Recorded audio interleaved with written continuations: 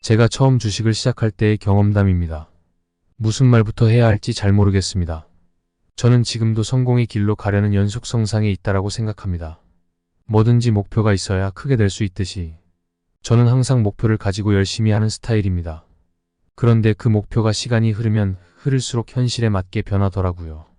먼저 주식 투자를 하게 된 동기부터 지금까지의 걸어온 길은 그냥 짤막하게나마 이야기하겠습니다. 주식은 군대에 있을 때 IMF가 터졌는데 그때 주식이 무지 폭락하였습니다. 그때 저는 주식을 사면 되겠다라고 했는데 그때 이후 주식이 폭등하더군요. 그것을 계기로 그리고 빠른 시간에 돈을 벌기 위해 군대 제대 이후 바로 주식 투자를 하게 되었습니다. 그때부터 바로 전업을 하였습니다. 아무것도 모른 채 지금 생각하면 미친 짓이었죠. 증권사에 가서 계좌를 만들어 주식 매매를 처음 했습니다. 주식을 사고 팔고를 많이 했고 처음에 산 주식도 생각납니다. 화승RN A와 박림을 샀죠. 그때 매수한 이유는 신문을 항상 시세면을 스크랩을 해서 보고 있는데 매일 그 종목들만 빠지길래 많이 빠져서 매수를 했죠. 이것도 지금 생각하면 정말 미친 짓이었습니다. 그리하여 주식이 올라가지 못하고 자꾸 빠지더군요. 그래서 팔고 단타 매매라는 것을 해보았습니다. 주식을 사고 팔고를 여러 번 매매를 했습니다. 나는 분명히 매매를 해서 10원, 50원 등등 작지만 단타 매매를 해서 수익이 조금 났습니다. 그러나 계좌에는 수익이 난 줄만 알고 있었는데 나중에 안 결과 수수료와 세금으로 다 나가서 계좌에는 무지 손실이 나 있더군요. 왜냐면 그때 당시 수수료 세금이 있는지도 몰랐고 수수료가 비싼지도 몰랐습니다. 또 주식 결제가 3일 뒤에 결제되는지도 몰라 돈을 출금하려고 했는데 출금도 안 되더군요. 정말 충격이었습니다. 정말 아무것도 모른 채 주식의 주자도 모른 채 주식을 시작했던 거죠. 정말 지금 생각하면 주식시장과 증권사에 돈을 갖다 바쳤던 것 같습니다. 그렇게 처음 시작한 금액이 깡통이 나고 군대 가기 전에 모아놓아 돈도 다 깡통이 났습니다. 손에 가진 돈은 하나도 없었고 그렇다고 누구에게 돈을 빌릴 수도 없었습니다. 하지만 저는 거기에서 포기하지 않았습니다. 내가 처한 상황에는 빨리 돈을 벌어야만 했고 누구에게 의지할 수도 없었기 때문입니다. 어차피 혼자의 힘으로 열심히 해서 자립해야만 했기 때문입니다. 쪽방에서 혼자 밤낮을 가리지 않고 증권 사이트며 미국 시장, 특히 나만의 무엇인가를 만들기 위해 여러 사이트를 돌아다니고 서점에 가서 책도 보고 특히 주식시장에 대해 매매 일지를 써가며 공부를 했습니다. 신문 스크랩, 잡지 스크랩 등등 안 해본 것이 없이 나만의 방식을 찾으려고 무지 노력을 했습니다. 우리나라 증권사 계좌를 다 터서 HTS부터 분석하고 시스템 안정성과 수수료 등 일일이 다 비교해가며 아주 조그만 것까지 하나까지 조금씩 내공을 쌓아갔습니다. 그 이후 어느 정도 내공이 쌓인 것 같아 저의 형님에게 부탁을 하였습니다. 형님은 결혼 전이라 적금을 해약하여 돈을 주더군요.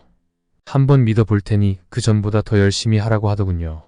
정말 그때 형님께서 그 돈을 밀어주지 않았다면 나는 아마 이 자리에 없었을 것입니다. 나를 믿어주는 사람이 있다라는 것이 저는 거기에서 큰 믿음을 가졌거든요. 그때는 친구들도 미친놈이라고 했고 옆에서도 주식 투자만 하면 다 망한다라는 사람이 대부분이었습니다. 그때 코스닥 거품이 꺼져 새롬이 40만원을 찍고 만원까지 빠졌을 때였을 것입니다. 그런데 그만 형님께서 해약하여 밀어주신 돈마저 깡통이 되어버렸습니다. 참 어이없었습니다. 수익이란 수익을 내본 적이 없이 한 1년 반 만에 깡통을 3번 맞으니 어이없더군요. 나름대로 정말 열심히 노력했다고 생각했는데 말입니다. 그래도 형님께도 열심히 해보라고 하시더군요. 비록 단칸방에서 형님과 나 함께 살면서 형님은 직장을 다니면서 열심히 살았는데 그것을 깡통을 내다니 스스로 정말 창피했고 자책감에 빠져 있었습니다. 하지만 형님께서 낙심하지 말고 더 열심히 하라고 그러더군요. 그 말에 다시 한번 용기를 내어 더욱더 열심히 하자고 마음먹고 열심히 했습니다. 평일에는 밤새도록 공부하고 매매일지를 쓰며 노하우를 하나씩 정립했고 주말에는 형님을 따라 예식장에 가서 접시를 나르는 아르바이트를 했습니다. 그래서 토요일, 일요일 그 아르바이트로 벌은 돈을 조금씩 모았습니다. 그렇게 3개월을 아르바이트를 해서 계좌에 입금된 것이 주식 잔고에 50만원이 조금 넘게 있었습니다. 그렇게 다시 자금을 조금 모아 아르바이트를 그만두고 주식에 전념하기를 맘먹었습니다. 나만의 방식과 나만이 생각한 대로 주식을 해보자고 생각했죠. 그런데 그때부터 무엇인가를 느끼게 되었습니다. 일단 다른 사람 말을 듣지 말고 내 소신대로 하자였습니다. 언론이든 증권 사이트든 애널이 말하는 거, 방송이나 신문에서 말하는 것은 믿지 말고 나만의 판단으로 투자를 한다고 생각했죠. 그렇게 하나씩 적립하고 매매일지를 써가며 매매를 한 결과 2년이 조금 지난 시점에 주식 계좌에 변화가 생기더군요. 전업 2년쯤 되니까 계좌가 손실이 나지 않았고 주식 매매를 하면 항상 보전이 되더군요. 조금씩 벌다가도 한 방에 깨져서 본전이고 한 번 손실이 나더라도 조금씩 다시 벌고, 그래서 주식 계좌의 잔고는 항상 그 자리였습니다. 그때 저는 많이 느꼈죠. 깨질 때 조금만 깨지면 승산이 있겠다고 느꼈습니다. 그때 저의 손절매 방식을 과감히 기계적으로 해야겠다라고 마음을 먹고, 손절매에 대해서는 나와의 약속 철칙, 그렇게 매도를 못하면 나에게 진다라고 판단해서 죽는 한이 있더라도 내가 생각하는 곳에서는 손절매를 하자고 마음을 먹었습니다. 처음에는 반등하겠지, 다시 오르겠지, 빠져봐야 얼마 빠지겠어 하는 그런 생각으로 했지만 여러 번의 시행착오를 겪은 후에는 정말 독한 마음으로 손절매만은 꼭 지키자 맘먹고 거기에서 결단을 내렸습니다. 그렇게 손절매를 칼같이 기계적으로 연습하면서 하니 전업 3년차가 될 쯤 서서히 계좌에 수익이 발생하였습니다. 정말 기뻤습니다. 그때 나에게는 큰 자신감을 주었습니다. 그렇게 하여 전업을 4년쯤 했을 때는 계좌에 많이 불어나 있더군요. 형에게 신세 졌던 돈을 갚고 작은 단칸 방에서 나갈 수가 있더군요. 수익이라는 것을 내보면서 또 하나 느낀 것이 자만하지 말자였습니다. 수익을 내더라도 주식시장 앞에 자만하면 꼭 손실이 나더군요. 그리하여 겸손하게 주식을 해야 한다고 맘먹고 그때부터는 아주 조용히 매매를 했습니다. 그렇게 지내던 중 꿈이 있었습니다. 우리나라에서 최고의 펀드 매니저가 되는 것이 꿈이었죠. 뭐 저야 학력이 되는 것도 아니고 그렇다고 백도 있는 것이 아니었으니까요. 그래서 형님이 조언을 해주더군요. 요즘 대회 같은 것을 많이 하니까 참가해보라고. 아차 했죠. 그래, 실력으로 승부하면 펀드 매니저가 될 수 있겠다라고 생각하고 이런저런 수익률 대회에 참가했습니다. 기억은 잘 안 나지만 많은 대회를 참가하였습니다. 그렇게 대회에서 낙오도 많이 하고 이런저런 대회 본선 진출도 하고, 그렇게 시간이 흐르고 내공이 더 쌓이니까 수익률 대회에서도 조금씩 성적이 나오더군요. 여러 대회에서 등회 입상도 몇 개 하고 그렇게 또 시간이 흘러갔습니다. 그러나 저에게 1등의 기회를 준 굿모닝 빅게임이 있었습니다. 정말 온 힘을 다해 열심히 했던 대회였습니다. 대회 막판까지 줄곧 1등을 달리다가 거기에서 1등을 굳혀야겠다라는 마음으로 하한가 따라가기를 했습니다. 그런데 그만 그 종목이 하한가 잠시 풀리고 바로 하한가를 가서 3일 연속 하한가를 가는 것입니다. 몰빵이었는데 말입니다. 그래서 그만 그 대회는 10위권 안으로 대회를 마친 듯합니다. 정말 아쉬운 대회였습니다. 그 이후 저는 하한가 따라가기 매매는 하지 않습니다. 또 그 무렵 모회사 주식을 사서 상장 폐지를 당한 적이 있어 반드시 매매할 때 재무적으로 안정적인 회사에 접근합니다. 그렇게 시간이 흐르고 동원증권 대회에서 우승을 하게 되었습니다.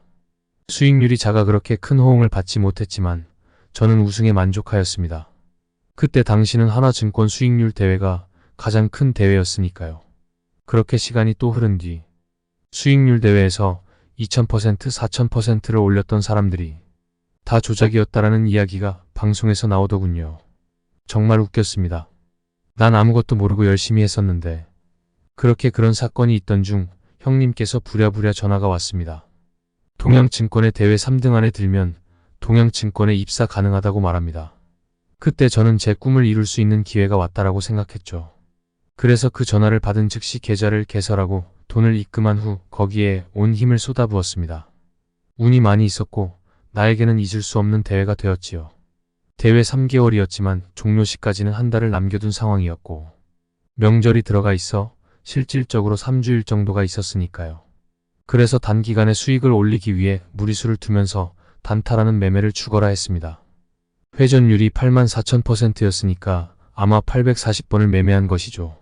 하루에 최소 10번 이상은 매매했던 것 같습니다.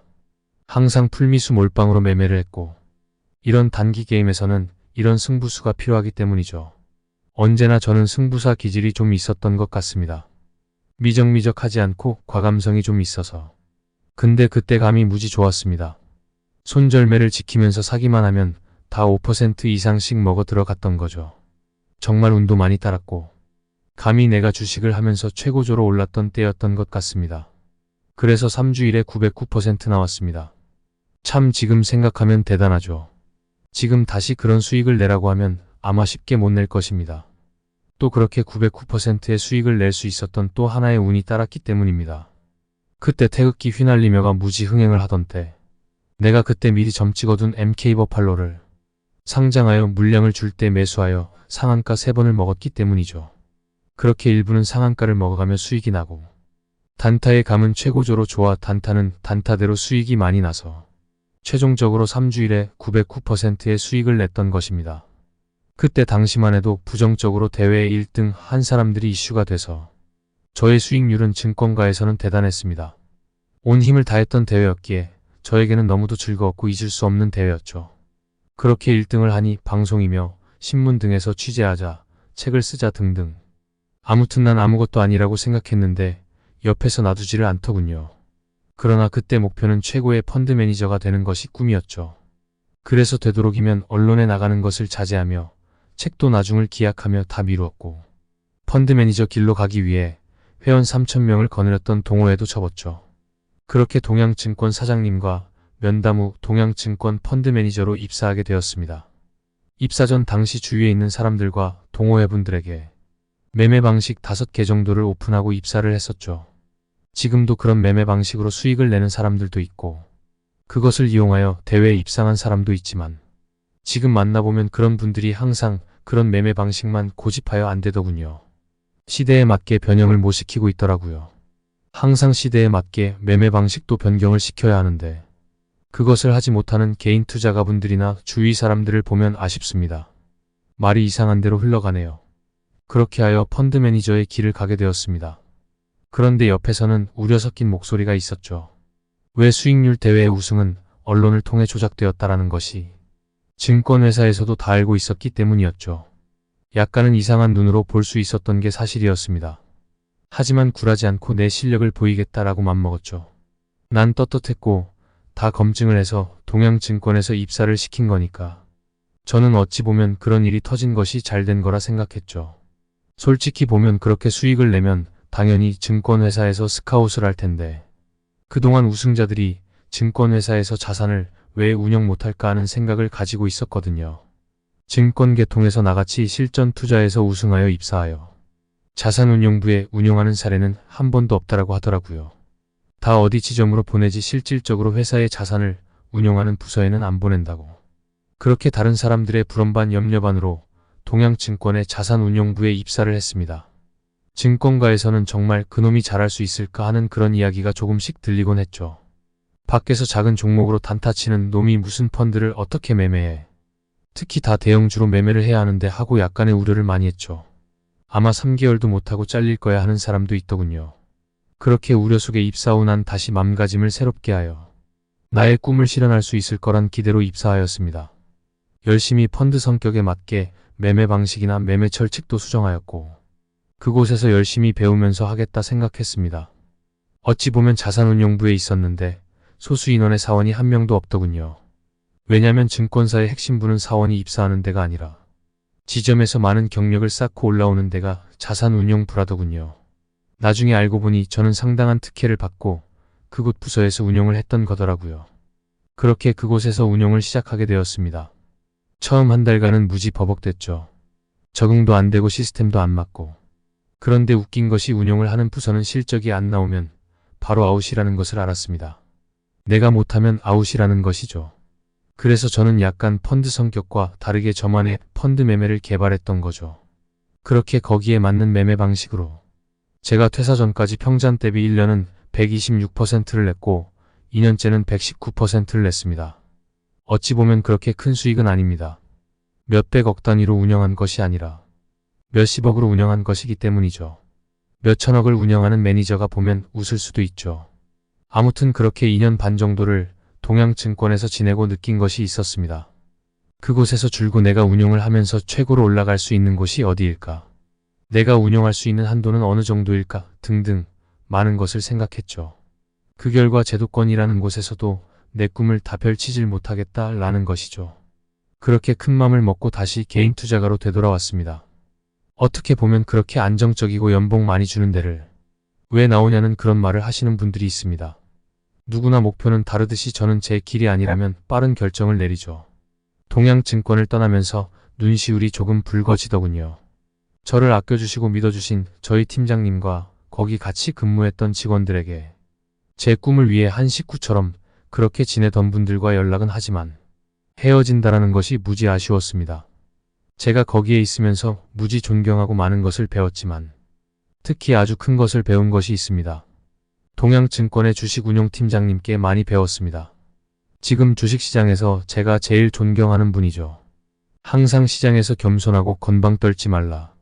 나에게 꼭 이런 말을 해주시더라고요. 그래야 주식시장에서 오래 살아남을 수 있다고.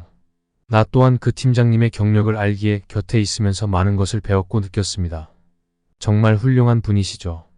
저는 제도권 생활을 접고 아쉬운 반과 기대 반으로 다시 개인 투자가로 돌아왔습니다.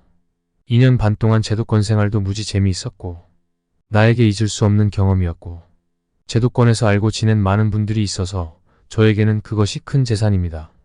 저는 주식이 좋습니다. 열정도 많고요.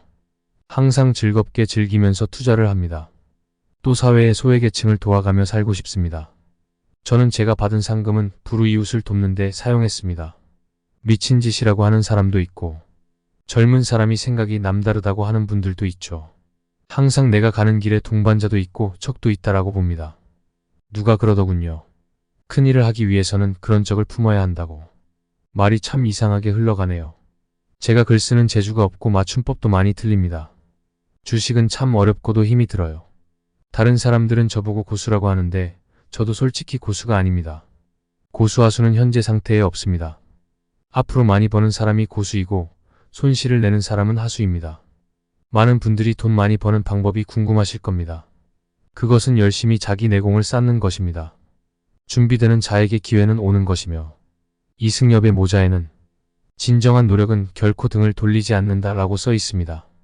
저도 이승엽처럼 이 글을 좋아하는데 진정한 노력은 결코 등을 돌리지 않습니다. 열심히 하지도 않고 뭘 바라는 것은 욕심쟁이에 지나치지 않습니다. 저는 개미로서 많은 시간을 보냈습니다. 그래서 개미의 맘을 잘 압니다. 이런 시장에는 사기꾼도 많고 허풍쟁이가 무지 많습니다. 그런 분들에게 속아 넘어가지 마시기 바라며 행복하고 즐거운 주말 보내세요. 안녕하세요. 오늘도 수익을 내셨나요? 저는 지금 1년 전으로 돌아가고 싶은 마음이 굴뚝입니다. 직장 동료와 주식을 시작한 지 5년 동안 연간 수익률이 들쑥날쑥하여 좀 더 금액을 늘리고 정교한 매매를 하다 보니 회사 업무는 뒷전이 되었네요. 당연히 빌린 돈으로 하는 주식은 제대로 될 리 없었습니다. 계속 손실만 나는 중이었죠. 결국 주식을 알아버린 6년째 되던 날 모든 것을 주식에 걸어보기로 결정하게 됩니다. 그래서 회사를 관두고 퇴직금으로 나온 돈으로 전업을 시작했답니다. 처음에는 잘 다니던 직장 때려치우고 결국 주식을 선택한 나를 믿어주는 와이프가 고맙기도 했습니다. 하지만 시간이 지날수록 죽도록 미안한 심정입니다. 당장 생활비를 벌어야 한다는 욕심으로 장기 투자가 아닌 단타 매매를 하기 시작했습니다. 그것도 개미 무덤의 지름길이라는 상한가 따라잡기 매매를 하기로 하였습니다. 한 달 동안 100만 원으로 상한가 따라잡기 연습을 했답니다. 어느 정도 자신이 붙자 금액을 늘려서 퇴직금으로 받은 전액을 미수몰빵하던 첫날 진짜 재수가 오지게 없으려는지 상한가 잔량이 20만 주 이상 쌓인 것을 보고 매수 주문을 넣자마자 잠깐 체결 지연이 되는가 싶더니 주가가 보합해서 왔다 갔다 하더군요. 무언가 잘못 본 줄 알고 HTS를 몇 번이나 다시 접속을 해보았습니다. 순식간에 마이너스 30% 가까운 손실을 보았습니다. 이틀이 지나도 제가 매수한 가격에 도달하지 못하자 친구에게 돈을 빌렸습니다. 친구에게 빌린 돈으로 미수금만을 간신히 변제했습니다. 이러한 사실은 당연히 와이프는 모릅니다. 그리고 나서 총알이 없으니 거의 일주일 동안 호가창만 쳐다보다 결국 미수가 되는 증거금 종목 100% 미만인 종목만을 찾아서 상한가 따라잡기를 다시 했습니다. 100만 원 가지고는 잘 버티었는데 대폭 손실이 생기고 또 미수를 쓰다 보니 마음이 불안해서인지 아니면 주변한 경영향인지 오전에 강하게 상한가 들어간 주식도 결국 오후에 큰 폭으로 요동을 치면 그때 그 기억이 번쩍 떠오르면서 순식간에 매도하게 됩니다. 결국 상한가 따라잡기를 하면서 드는 매수 비용은 평균 마이너스 3에서 5%의 손실을 베이스로 깔고 들어갑니다. 하지만 더욱 힘든 것은 그렇게 힘들게 매수했는데도 다음날 개파락으로 시초가가 시작되면 손실을 보고 팔면 결과적으로 마이너스 6에서 7% 손실입니다. 다른 친구한테 돈을 더 빌렸습니다. 다시 스윙으로 돌아서서 작년 연말에 잠깐 수익을 보고 올 4월부터 다시 상따를 해서 오늘로써 완전히 깡통이 되었습니다. 처음 친구한테 2천만원, 그 다음 친구한테 2,500만원 빌린 돈도 다 사라져버렸네요. 제가 얘기하고 싶은 것은 절대 상따하지 마세요. 정말 눈물이 앞을 가립니다. 이 모든 사실을 아무도 모릅니다. 와이프도 친구도. 내일부터 일자리를 알아보렵니다. 주식으로 망하면 왜 죽고 싶은 마음이 드는지 알겠습니다. 결자해지. 내가 묶은 매듭을 내가 풀어야지 누가 풀겠습니까? 주식시장에서 돈 버는 비결. 저도 무척 찾아다녔습니다. 근본적으로 주식시장에서 개인이 돈 버는 방법은 어렵습니다. 왜냐면 돈 벌려고 왔기 때문에. 더 빠른 시간에 더 많이 벌고 싶어 하기 때문입니다. 다들 비슷한 경험을 하죠. 비슷한 경험을 한다는 것은 인간 속성이 비슷하기 때문입니다. 저도 올 초에 1억 원 가지고 처음 몇 번은 몇백씩 벌었어요. 아무 지식도 없고 단순히 추천주에 돈 넣었고 몇백 원 오르면 매도하고 하니까 몇백은 벌더군요. 하락장에 초보가 싸니까 사고 많이 내리니까 팔고 했죠. 어슴풀의 손절은 칼같이 하란 말은 주워들었거든요. 그 결과 4개월 만에 전액 날렸습니다. 당연히 미수 동반하니까 아주 쉽게 없어지더군요. 그 후 죽어라 주식 관련 책 보고 공부했습니다. 이젠 웬만한 기술적 분석은 애널 못지 않습니다. 그러면 지금은 벌었냐고요? 아닙니다.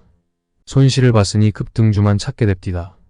결국 급등주에서는 손절폭을 몇 시간 만에 하향해버리니 이젠 정해놓은 손절폭도 의미가 없이 마냥 기다리게 됩니다. 왜냐면 손실폭이 10% 넘어가니까. 결국 마이너스 20%에서 손절하니 역시 일주일 만에 2천만 원 가까이 잃더군요. 주식시장에서 성공하는 방법은 간단한 것 같네요. 수익보다 손실을 보지 말아라. 이것이 지켜지지가 않는 한 계속 손실을 보게 되어 있더군요. 다른 분들도 비슷한 경험하시리라 생각합니다. 전 오늘 다시 각오합니다. 절대 미수 금지. 손실을 줄이자. 솔직히 주식 그만두고 생업에서 열심히 돈 벌고 싶습니다. 그러나 인간이라서 그런지 손실이 너무 아까워 꼭 복구하고 싶습니다. 기본에 충실치 않고는 항상 손실이란 사실. 누구나 알면서 누구나 지키기 힘든 것이더군요. 다시 한번 지켜서 도전해 볼 겁니다. 뜨거운 불은 화상을 남기게 마련입니다. 더욱이 불을 지른 쪽은 멀쩡하지만 불길에 휩싸인 쪽은 크건 작건 상처를 입을 수밖에 없습니다. 불길에 가까이 있는 사람일수록 화상은 깊어지고 흉한 자국도 오래오래 남게 됩니다. 그럼에도 우리는 허물없이 지내는 사이라고. 언제나 내 투정을 받아줄 사람이라는 이유만으로 가족들을 향해 쉽게 불을 냅니다. 하지만 자신이 지른 불로 사랑하는 사람이 상처받는다는 것을 잊지 말아야 합니다. 그로 인해 상처받을 사람도 당신뿐입니다. 비가 주룩주룩 내릴 때의 주변의 동료들을 보면 각양각색입니다. 물론 동료들 모두 다 일을 한다고 자기 사무실에서 일하고 있지만 커피 한잔 할까 하면서 이런저런 얘기하면 속을 거의 드러내지는 않지만 눈빛을 보면 술이 생각나는 동료가 많다는 것을 알 수 있습니다. 옛 애인 생각도 나겠지요. 그렇지 나도 또한 이렇게 비가 내릴 때면 절체절명의 인연이 생각나곤 합니다. 그 사람은 지금 어디서 무엇을 할까? 처절한 이별을 하고 꽤 오래 시간이 지났는데 잘 사는지 궁금하기도 합니다.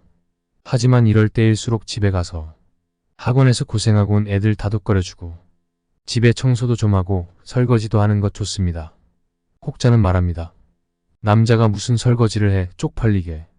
이런 소리를 하는 사람들 가끔 봅니다. 그런 사람들 곰곰이 보면 밖에서는 아무 소리 못하고 밖에서 누가 큰 소리 치면 끽소리 못하면서 대가리 숙이면서 집에서는 뭐 만리장성 쌓고 온 것처럼 피곤하다고 개소리하면서 와이프와 애들을 종 부리듯이 하는 작태를 보면 우습기만 합니다. 내가 그러면 그냥 대가리 받고 뒤져라. 밖에서 불의를 보면 당당하게 말하고 신의를 절대적으로 지키고 하지만 강자에게 굴욕하지 않고 약자에게 관용을 베풀면서 살면서 가장 중요한 가족에게 최선을 다하는 모습이 바로 재테크의 기본이 아닌가 생각합니다. 자기를 개발시키고 다음은 가족, 가정을 잘 돌봐야 합니다. 그러고 나서 나라를 다스리든지 돈을 벌든지 명예를 얻든지 해야지요. 주식을 한다고 돈 잃었을 때 세상 꺼지듯이 한숨 푹푹 내쉬면서 바가지 조금 긁었다고 와이프한테 내가 얼마나 고생하는 줄 알아. 이런 개소리는 안 해야겠지요. 주식을 하다 보면 게시판에 별 걸뱅이 같은 세력 주포 쉐이들이 개미 돈 쭉쭉 빨아들이는 것 보면 내가 아주 기절합니다. 그런데 더 골 때리는 것은 종목 게시판의 글들을 보면 나는 정말 개미인데 하는 소리가 나는 믿는다. 꼭 다시 오를 것이란 것을 믿는다. 이런 개소리를 하는 거지요. 절대로 주식을 투자할 때는 우량주 아님 거들떠도 보지 마세요. 저는 주식하는 30년간 무패입니다. 진 적이 한 번도 없습니다. 항상 여윳돈 여유롭게 바둑 한 판 두는 느낌으로 나는 종목을 설정하고 그냥 몰빵을 합니다. 그리고 오르고 내리고 할 때에도 바둑 한 판 두는 느낌입니다. 주식이 얼마나 좋습니까? 시간을 잘 보내면 다 알아서 돈을 벌어주는데 혹자는 이런 소리를 하겠지요. 대세 하락장에 어떻게 돈 버냐.